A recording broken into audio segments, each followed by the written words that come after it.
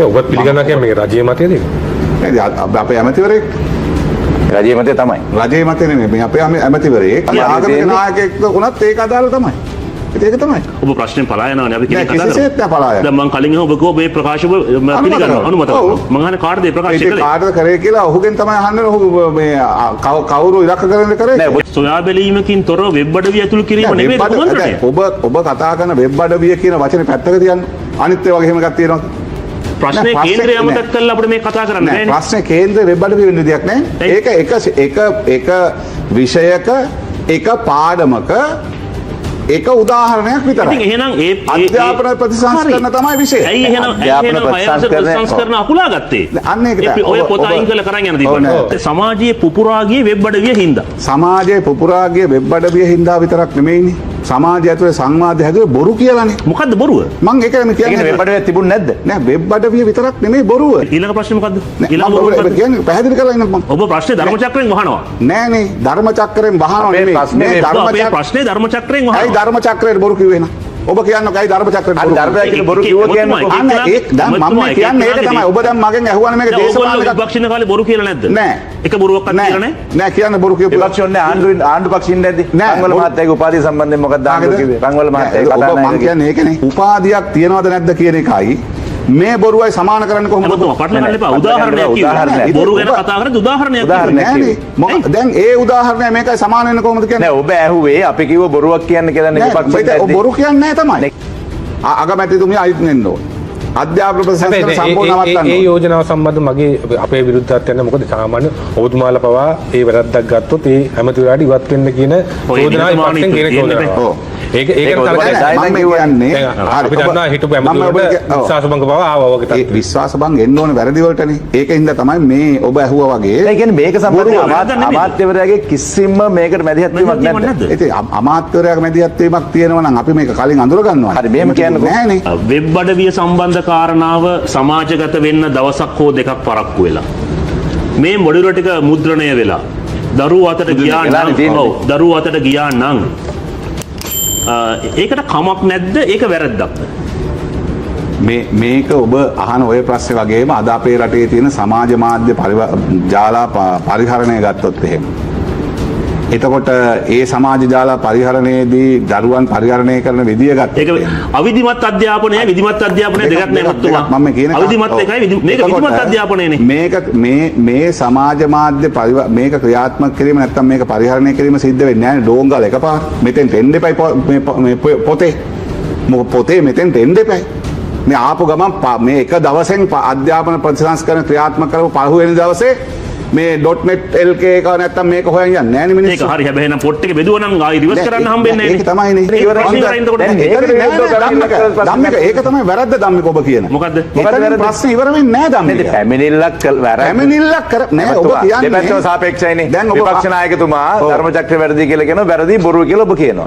වැරදි මේ මම නෙමෙයි කියන්නේ මේ. හරි ඒක තමයි මම කියන්නේ. ඔය ප්‍රශ්නේ මේ සාකච්ඡාව වරන් දුවන්න එපා.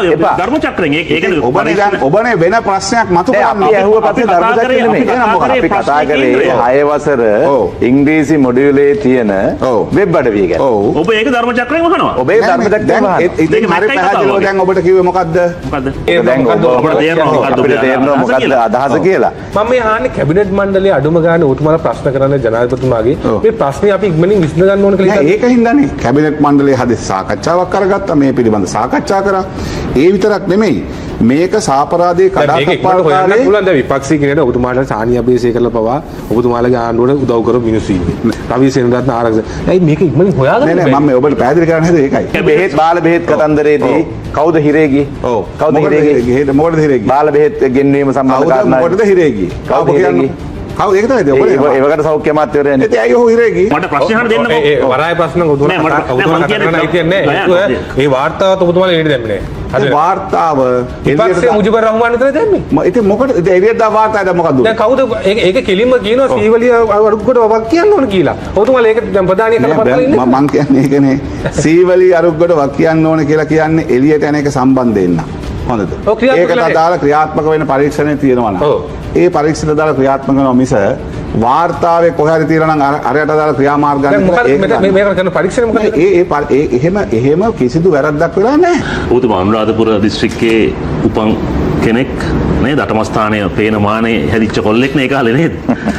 පහුගිය දවසක මේ ආණ්ඩුවේ ප්‍රබල ඇමතිවරයෙක් මිහින්තලේ වනචාරියා කියලා කෙනෙක්ට ආමන්ත්‍රණය කරා. ඒ කවුද? කාටද ඇමතුමා ඒ ආමන්ත්‍රණය සිද්ධ කළේ? අපි මේ කට්ටකත් බලමු. කට්ටත් බලමු. ඒ දවස්වල ඔයගොල්ලෝ දන්නවා ප්‍රධාන මාතෘකාවත් මොකක්ද රටේ? අධ්‍යාපනය. වැඩිපුරම කතා කරන්නේ මං හිතන්නේ ආගමික නායකයෝද කොහෙද? ඒගොල්ලෝ ඔක්කොම දන්නවා. අධ්‍යාපන පරිවර්තනය ගැන ප්‍රතිසංස්කරණ නමින් හරි කතා කරන විරෝධතා දක්වන අගමැතිනිය ගැන කතා කරන ඒ අය දිහා බැලුවමත් ඒ අයගේ අධ්‍යාපන මට්ටම හොඳට පේනවා. විශේෂයෙන් අර මිහින්තලයේ ඉන්න වනචාරියා. තනිකර කතා කරන්නේ කුණු හරප. ඒගොල්ලෝ හිතන් ඉන්නේ අධ්‍යාපන පරිවර්තනයක් කියන්නේ කුණු හරපයක් කියලා. ඔබේ ප්‍රකාශය අනුමත කරනවාද? මට දෙන්නේ වනචාරියෙකුට වනචාරියා කියන්නේ නැත්නම් මොකද්ද කියන්නේ? ඒ කියන්නේ ඔබේ ප්‍රකාශය සනාථ කරනවා. අනිවාර්යයෙන්. මේ රටේ ඕනෑම කෙනෙක් තමන් කතා කරන දේට වග වෙන්න ඕන. ඔබත් පිළිගන්නවා කියන්නේ මේක රජයේ මතයද? නේද? අපේ ඇමතිවරයෙක් රජයේ මතය තමයි. රජයේ මතය නෙමෙයි. මේ අපේ ඇමතිවරයෙක් ඔහු දේශපාලන මතයක් ඉදිරිපත් කරනවා. ඒ ඉදිරිපත් කරන දේශපාලන මතය හරයක් විග්‍රහයක් සහිත ඉදිරිපත් කරනවා. ඉතින් ඒ නිසා මේ මොහොතේ අපේ සමාජය ඇතුලේ වනචාරී මුග්ධ ක්‍රියාවක් සිද්ධ වෙනවා. එන මේ මොහොතේ කියන්නේ මීට පෙර ජනාධිපතිතුමාට ලැබුණා නේද මේ විශේෂ අන්වර්ථ නාමයක් පවා ඒ පන්සලෙන්? මිහින්තලේ පන්සලෙන්. ඔව්. ඉතින් මේ කියන්නේ කාටද කියන කාරණේ තොප්පි හරි මිනිස්සු දාගන්න ඕනේ.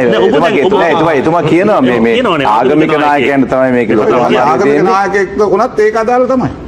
ඒක තමයි. ඔබ ප්‍රශ්නේ පලා යනවානේ අපි කෙනෙක් කතා කරා. කිසිසේත් නෑ පලා යන්නේ. දැන් මම කලින් ඔබ කෝ මේ ප්‍රකාශ පිළිගන්නවා අනුමත කරනවා. මම අහන්නේ කාටද මේ ප්‍රකාශ කළේ? ඒක කාටද කරේ කියලා ඔහුගෙන් තමයි අහන්නේ. ඔහු මේ කවුරු ඉලක්ක කරගෙන කරේ? නෑ ඔබ කියනවාද වනචාරියා කියන්න ඕනේ.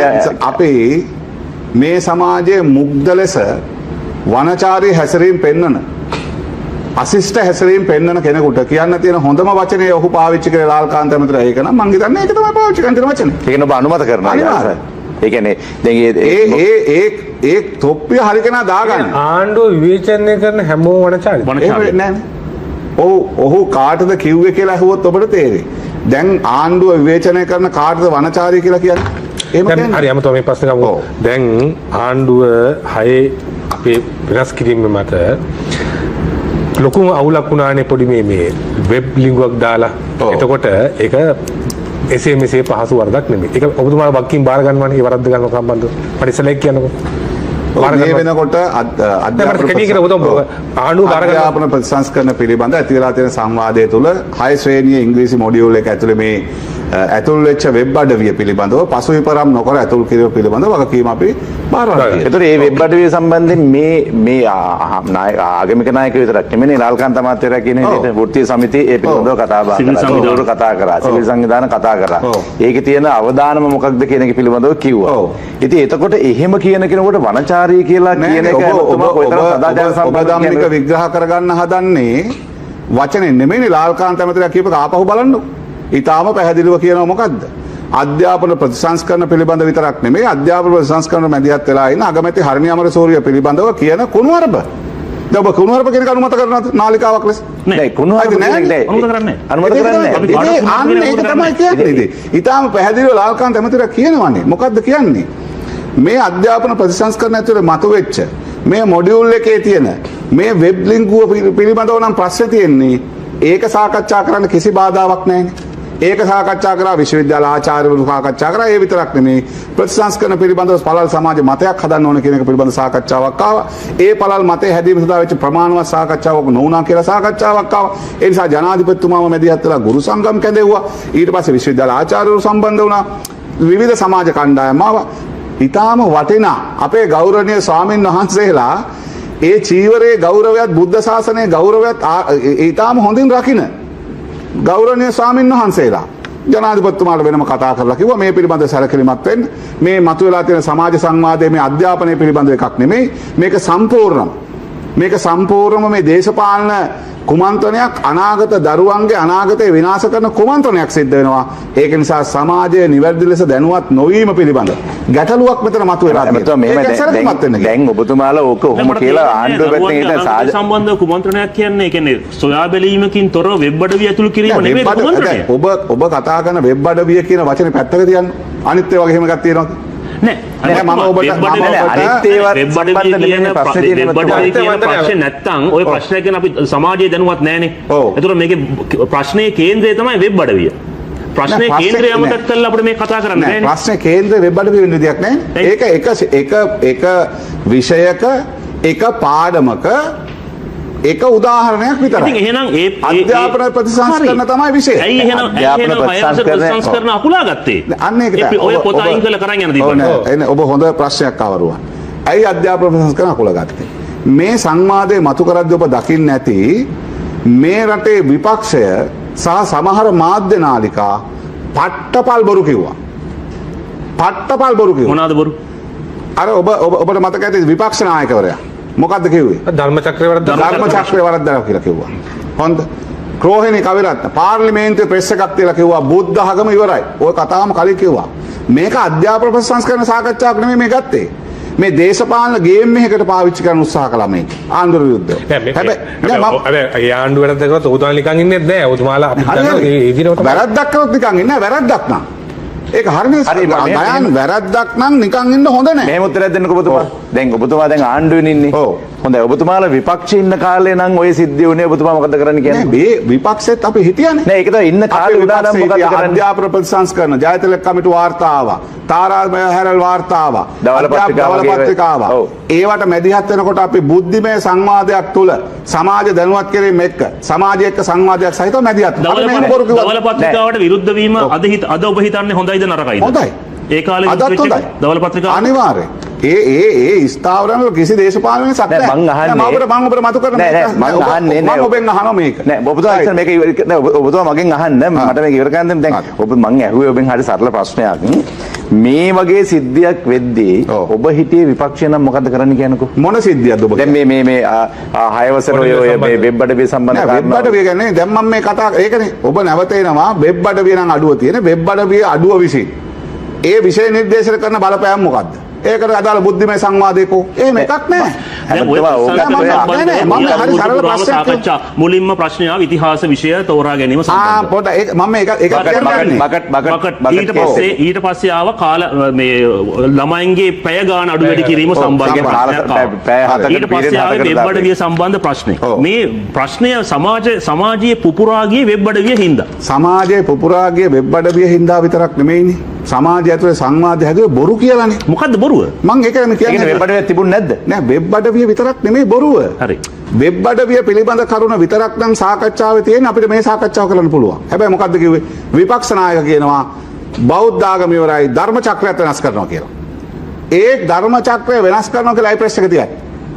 6 ශ්‍රේණිය බුද්ධ ආගම පොතේ ධර්ම චක්‍රය පිළිබඳ කාරණේ කියනවා. මම ඔබට කියන්නම් මේ ධර්ම චක්‍රය පිළිබඳ කාරණේ කිව්වහම මේක පිළිබඳ අශෝක චක්‍රය කියලානේ කියන්නේ. මේ ධර්ම චක්‍රය පිළිබඳව ත්‍රිපිටක ග්‍රන්ථ සම්පාදක මණ්ඩලය විසින් මේක අනුමත කරනවා. මම ඔබට මේ ලේඛන පෙන්නනවා.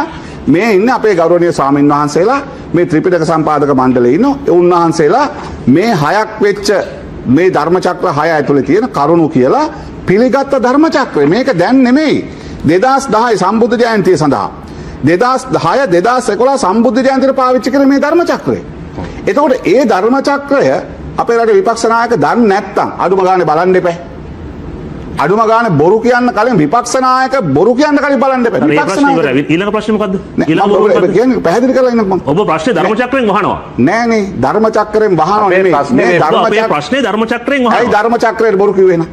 ඔබ කියන්නේ කයි ධර්ම චක්‍රයෙන් බොරු. ධර්ම චක්‍රයෙන් බොරු කිව්වා කියන්නේ ඒක දැන් මම කියන්නේ ඒක තමයි. ඔබ දැන් මගෙන් ඇහුවානේ මේක දේශපාලන විපක්ෂින කාලේ බොරු කියලා නැද්ද? නෑ. එක බොරුවක්වත් කියලා නෑ. නෑ කියන්නේ බොරු කියපු විපක්ෂෝන්නේ ආණ්ඩු පක්ෂින් නැද්ද? රංගවල මහත්තයාගේ උපාධිය සම්බන්ධයෙන් මොකක්ද ආණ්ඩුව කිව්වේ? රංගවල මහත්තයා කතා නැහැ. මම කියන්නේ ඒකනේ. දැන් මේ මේ දැන් ඔබ ඒකයි මම කියන්නේ ධම්මික. මේ සංවාදයක් හැටියට මම ඉදිරිපත් කරන කරුණු වෙනුවට ඔබ ඒ ගැන නම් කරුණු කතා කරනවා ඒකත් කතා නෑ, කරනවා. මට දෙන්න මේක පැහැදිලි කරන්න. උදාහරණයක් කිව්වේ. උදාහරණයක් කිව්වේ. අපි උදාහරණයක් දෙන්න ඔබට. උදාහරණෙ නෙමෙයි. හරි. රන්වල මහත්මයාගේ උපාධිය පිළිබඳ කාරණයට අදාළව පැහැදිලි කිරීම ඔහුත් කරලා තියෙනවා. ඒකට අදාළව ඔහු විසින් ඒකට අදාළ කරුණු කියලා තියෙනවා. උපාධියක් තියනවද නැද්ද කියන එකයි මේ බොරුවයි සමාන කරන්නේ කොහොමද? ඔබතුමා පටල ගන්න එපා. උදාහරණයක් කිව්වා. බොරු ගැන කතා කරද්දී උදාහරණයක් කිව්වා. දැන් ඒ උදාහරණය මේකයි සමාන වෙන්නේ කොහොමද කියන්නේ? නෑ ඔබ ඇහුවේ අපි කිව්ව බොරුවක් කියන්නේ කියලා නේ විපක්ෂයට. ඔබ බොරු කියන්නේ නැහැ තමයි. ඒක ඔබතුමා වෙන්න පුළුවන්. අපි වසන්ත සමසේ මාත්‍ය කියලා නෙමෙයි කියන්නේ. දැන් ඔබ විපක්ෂ නායක මෙච්චර බොරුවක් කියලා තියෙද්දි සමාජයට මම මේක හෙළිදරව් කරන්න හදන්නේ. ඔය ඒකත් කියන්නකො පුතේ අපි ඒක බාධා කියන්න. එතකොට මේක විපක්ෂ නායකවරයා ඔහු විපක්ෂ නායක රටේ. එතකොට විපක්ෂ නායකවරයා ආගම සම්බන්ධ කරගෙන මෙච්චර බොරුවක් කියන්නේ නැහැ. ඉතිහාසයේ ඉඳන් මේගොල්ලෝ අපිට ආණ්ඩුව සම්බන්ධයෙන් හදන්න හදපු කතා ගොඩක් තිබුණා. එකක්වත් සාර්ථක කරගන්න බැරි වුණා. අවසානයේ ඒගොල්ලෝ ගෙනල්ලා අර මතක ඇති සාෆි දොස්තර මහත්තයා පිළිබඳව හදන්න හදපු චිත්‍රය. ඒ වගේම මුග්ධ සමාජයට ආගම පදනම් කරගත්ත දේශපාලන කුමන්ත්‍රණයක් කරන්න උත්සාහ කරනවා. ඒ උත්සාහය තමයි මේ දියත් කරේ. මේ දියත් කරන උත්සාහය මේක විතරක් නෙමෙයි මේ පිළිබඳව මේ ත්‍රිපිටක සම්පාදක මණ්ඩලය ගෞරවනීය ස්වාමීන් වහන්සේලා මේක ඇයි පාවිච්චි කරන්න ගත්තේ කියන එකත් එක කරුණු කියලා තියෙනවා. ඒවා සමාජයේ තියෙනවා. ඔබතුමාලා ඊටාම සියුම්ම මේක ගැන අධ්‍යයනය කළා මේ වැඩේ කරේ. එතකොට අර වෙබ්සයිට් එකක් වැටුනේ කොහොමද? නෑ ඒ වෙබ්සයිට් එක වැඩි ටිකට අදාළව තමයි ඒක හම්බෙච්ච පළවෙනි මොහොතේ පරීක්ෂණයක් කරනවා.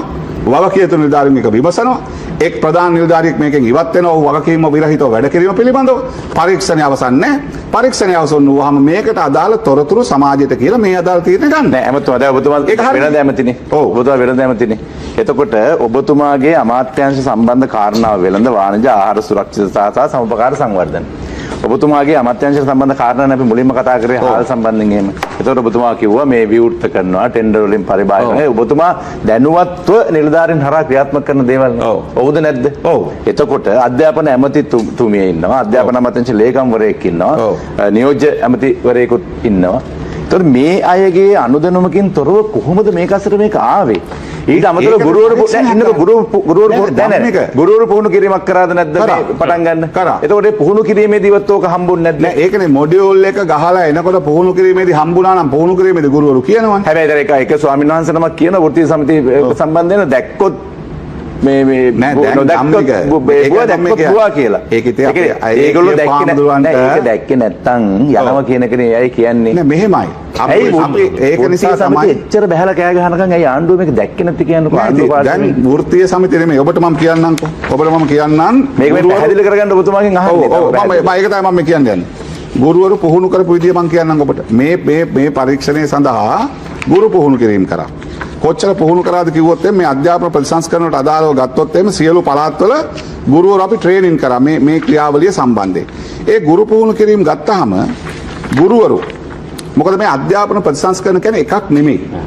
අධ්‍යාපන ප්‍රතිසංස්කරණ කියන්නේ කුළුණු පහකින් සමන්විත දැවැන්ත ප්‍රතිසංස්කරණ පුළුල් ක්‍රියාවලියක් නේ. පුළුල් ක්‍රියාවලියක්. ඒකේ විෂයමාලා සංශෝධනයේ 6 වසරේ එක විෂයක් විසින් මේ ඇති කරපු ප්‍රශ්නය අපි ඒක අඳුනගත්තට පස්සේ ඒකට අදාළ පරීක්ෂණයක් කරනවා. දැන් ඔබ අහනවානේ ඒක දැක්කේ නැත්තේ ඉතින් දැක්කේ නැති නිසානේ පරීක්ෂණයක් කරන්නේ. දැන් ඒකට අදාළව පරීක්ෂණයක් කරනවා. බරපතල ප්‍රශ්නයක් නෙමෙතුමා. මොකද්ද බරපතල? දැන් පළමු ශ්‍රේණිය සහ 6 ශ්‍රේණියේ මේ ප්‍රතිසංස්කරණය පටන් ගන්න මාස ගානකට කලින් ලංකාවේ සියලු පළාත් ආවරණය වෙන පරිදි විශේෂයෙන්ම 6 ශ්‍රේණියේ කතාවට. හරි. එතකොට දින නියම කළා 29 පටන් ගන්නවා කියලා ඒ වගේ තීන්දුව කරලා මේ අය පුරුදු පුහුණු කරනවානේ. කෝටි 7ක් වේදම් කෝටි ගානක් වේදම් කළා. එතකොට පුරුදු පුහුණු කිරීමේදී ගුරුවරයා පුරුදු වුණාට ඒකට සම්බන්ධ වෙන තව සේවාවන් තියෙන ඒ සියල්ලත් සිද්ධ වෙනවා.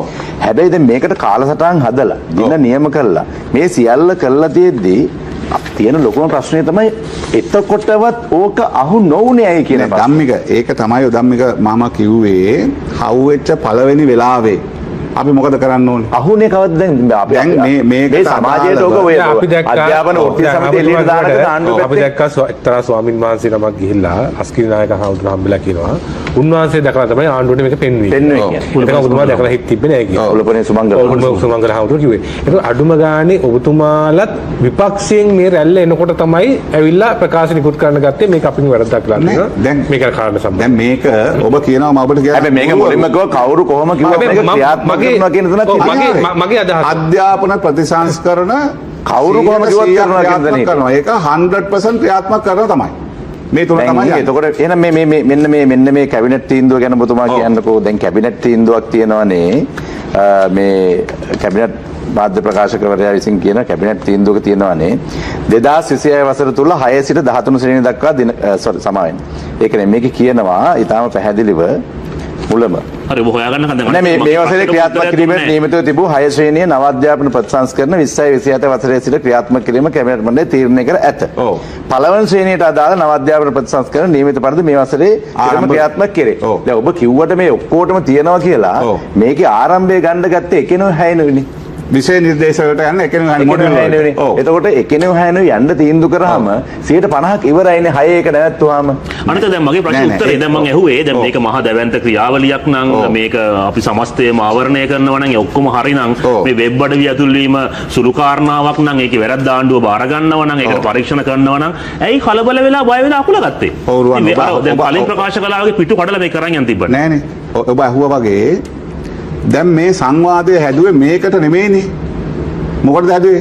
අධ්‍යාපන ප්‍රතිසංස්කරණ සම්පූර්ණ නවත්තන්න ඕන කියලා. ගුරුවරු අදක් කිව්වේ ඒකනේ. සමහර ගුරුවරු ජනාධිපතිතුමා එක්ක සාකච්ඡාවට ආවේ නැත්නම් රහටක් සමහරු කියන්න පටන් ගත්තා. ඒක අපිට කමන්නේ නැහැ. ඒගොල්ලෝ කිව්වේ එමෙතුමා මම කියන්නේ නවත්තන්න ඕන කියලා නෙමෙයි. එහෙම තමයි කිව්වේ. නියම ක්‍රමවේදයකට මේක මේ මම ඔබට අද මම ඔබට ඉදිරිපත් කරනම් කියපු කරුණුත් එක ඒගොල්ලෝ. අගමැතිතුමිය අයිත් වෙන්න ඕන. අධ්‍යාපන ප්‍රතිසංස්කරණ සම්පූර්ණ නවත්තන්න. ඒ යෝජනාව සම්බන්ධ මගේ අපේ විරුද්ධත්වයක් නැහැ. මොකද සාමාන්‍ය ඔබතුමාලා පවා ඒ වැරද්දක් ගත්තොත් ඒ හැමතිවරාට ඉවත් වෙන්න කියන යෝජනාව ඉපස්සෙන් කියන යෝජනාව.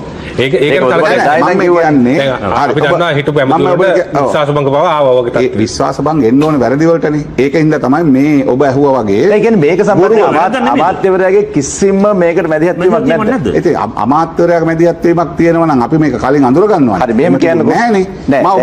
මම ඔබට මේක මට තේරෙන විනාඩියක් කියන්නේ. මේ අධ්‍යාපන ප්‍රතිසංස්කරණ පටන් ගන්න විදිය ගත්තාම පූර්ව ළමාවිය අධ්‍යාපනයේ සිට පශ්චාත් උපාධිය දක්වා යන ක්‍රියාවලියක් එක්ක තමයි මේ අධ්‍යාපන ප්‍රතිසංස්කරණ සිද්ධ වෙන්නේ. ඒක පදනම් කරගෙන තමයි මේ කුළුණු පහක මේ ක්‍රියාවලිය යනකොට මූලික කරුණු 8ක් ඉලක්ක කරගෙන තමයි මේ අධ්‍යාපන ප්‍රතිසංස්කරණ පටන් ගත්තේ. ඒ මූලික කරුණු 8 සංක්ෂිප්තය ගත්තොත් එහෙම මේ මූලික කරුණු 8 ප්‍රීතිමත් හා නිරෝගී මිනිස්සෙක්, 2 ඵලදායී හා මානසික පුද්ගලයෙක්, 3 ප්‍රගතිශීලී ඉගෙනුම් ලබන්නේ, ගෞරවනීය හා විශ්වාසවන්ත පුද්ගලයෙක්, නම්‍යශීලී පුද්ගලයෙක්, සංස්කෘතික මූල්‍යයන් සහිත තානාපතිවරයෙක්, ප්‍රත්‍යාවර්තීය ඉගෙනුම ලබන්නේ, දේශප්‍රේමී පුරවැසියෙක්. මම මේ කිව්වේ සාරාංශය කිව්වේ. ඒක ප්‍රශ්නේ පලා යනවනේ. මොකද්ද? මම ඇහුවේ ඉතින් ඇයි එහෙනම් මේක අකුල ගත්තේ? ඒක තමයි අපිට කියන්නේ. ඒක තමයි අපිට කියන්නේ. මේ මහා දැවැන්ත ක්‍රියාවලියක් පිළිබඳව මහා දැවැන්ත සමාජ පරිවර්තනයකට අවශ්‍ය කරන ඉදිරි පරම්පරාවේ අධ්‍යාපනය පිළිබඳ තීරණ ගන්න මේ ප්‍රතිසංස්කරණය සිද්ධ කරද්දී තව විපක්ෂය සහ තවත් කීප දෙනෙක් එකතු වෙලා ඒ අධ්‍යාපන ප්‍රතිසංස්කරණ පිළිබඳව දෙමව්පියන්ගේ සහ දරුවන්ගේ මනස තුළ බොරු චිත්‍රයක් බියක් හදවන සමාජයේ. ඒකට මාධ්‍ය පාවිච්චි කරනවා. ඒකට චීවරය පාවිච්චි කරනවා. ඒකට මාධ්‍ය පාවිච්චි කරනවා. ඒකට විපක්ෂ නායකකම් පාවිච්චි කරනවා. ඒකට පාර්ලිමේන්තුව පාවිච්චි කරනවා. ඒ පාවිච්චි කළ මොකද්ද කරන්නේ? මේ අධ්‍යාපන ප්‍රතිසංස්කරණ පිළිබඳ නැති බිල් එක හදන්න හදනවා. ඇයි පාවිච්චි උනේ? ඒක තමයි මම කියන්නේ. ඇයි පාවිච්චි උනේ? පාවිච්චි කරන්න හදන්නේ එක වැරද්දක් අල්ලගෙන ඒ වැරද්දට බොරු ගොඩක් එකතු කරනවා. මම දැන් එක බොරුවක් කිව්වා. විපක්ෂ නායක මේ සජබේ ධර්ම චක්‍රය නෙමෙයිනේ පොතේ එන්න ඕන. රටේ ධර්ම චක්‍රය අපි පිළිගන්න බෞද්ධ ආගමානුකූලව අපි පිළිගන්න ධර්ම චක්‍රය. පොඩි දෙයක් මේ පැමිණිලි කරන ඔබතුමාලට පුළුවන් මේක සම්බන්ධයෙන් පැමිණිලක් කරන්න. දැන් විභාගයක් යනවා මම කිව්වේ. නෑ ඒ ධර්ම චක්‍රය සම්බන්ධයෙන්. නෑ ධර්ම චක්‍රය සම්බන්ධයෙන් මේ කියපු බොරුව පිළිබඳව. බොරු නම් ඔව් ඔච්චර කියවන්න දෙයක් නෑ නේද මම. බලේ තියෙන ඔබතුමාලට පොඩ්ඩක් නෙවෙයි තුනෙන් දෙක. ඔබ මේ ප්‍රශ්නේ ධර්ම චක්‍රයෙන් අහනවා. ධර්ම චක්‍රය නෑ ඔබතුමා නෑ ඔබතුමා ඊටම පැහැදිලිව. ඔය ප්‍රශ්නේ නෑ අධ්‍යාපන ප්‍රතිසංස්කරණ කුළුණු 5යි. විපක්ෂ නායක කිව්ව ධර්ම චක්‍රය කතා වෙනොයි. අපි අහපු ඍජු ප්‍රශ්නේ ඔබතුමා මග හරි. මොකක්ද ඔබ අහන්නේ? නෑ ඒ අකුල ගත්තා කියලා මම ඇහුවේ. එක අකුල ගත්තා. පැහැදිලි කරන්නේ. දැන් ඔබට දැන් මම පැහැදිලි කරන්නේ කරුණ මට හිතෙන්නේ මේ තව චුට්ටක් පැහැදිලි කරොත් තේරෙයි.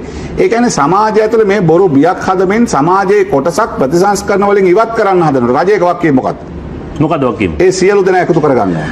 ලංකාවේවත් ලෝකේවත් කවදාවත් කිසි ප්‍රතිසංස්කරණයකට 100%ක්ම දෙන්නේ නැහැ නෙමෙතුමා. ඒ ඔබේ අදහස වෙන්න පුළුවන්. 100%ක්ම දෙන්නේ නැහැ. ඒ ඔබේ අදහස මේ අධ්‍යාපනයේ ඉස්කෝලේ පන්තිවල 6 වසරේ හැම ළමයාම මේක ඉන්න ඕන. හරි. ඒ ඔබේ අදහස 100% ඔබ කියන්නේ 100% මේක තමයි. ඒ දරුවයි ඒ දෙමව්පියයි දෙන්නම එකඟ කරලා ගේන්න ඕන.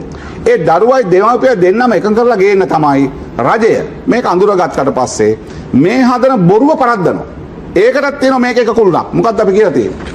මේක එක කුළුණක් තියෙනවා මහජන දැනුවත් කිරීම සහ ප්‍රවර්ධනය. ප්‍රමාණවත් ලෙස සිද්ධ වෙලා නැහැ කියලා අපිට මේකෙන් අපි ඔබ පිළිගන්නවද ඔබ පිළිගන්නවද නිසි පරිදි මහජන දැනුවත් කිරීම වෙලා නැහැ කියලා? ඒක හින්දානේ මම මේ කිව්වේ දැන් මහජන දැනුවත් කිරීම සහ ප්‍රවර්ධනය ප්‍රමාණවත් ලෙස සිදු නොවීම විසින් විපක්ෂයේ කියන බොරු නිසා පොල් ගෙඩි අරන් ගිහලා ගහන තැන් ඇවිල්ලා තියෙන අපේ සමාජය. මහ බලයක් තියෙන ආණ්ඩුවක් මේ වගේ රටට අනාගතයට වැදගත් යෝජනාවලියක් ගේන වෙලාවේ නිසි පරිදි සමාජ දැනුවත් නොකළේ. ඉතින් ඒ සමාජ දැනුවත් කිරීම පහුගිය අවුරුද්දේම කරාරුවන් අපි.